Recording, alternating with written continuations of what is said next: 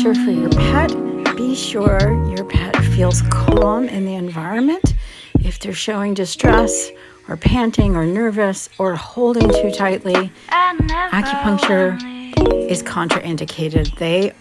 They should not get it. There are other tools in TCM that can benefit your pet, but don't force them into a place, environment, an office space, or anywhere that they feel uncomfortable for a treatment that needs to change the meridians and the subtle chi of the body.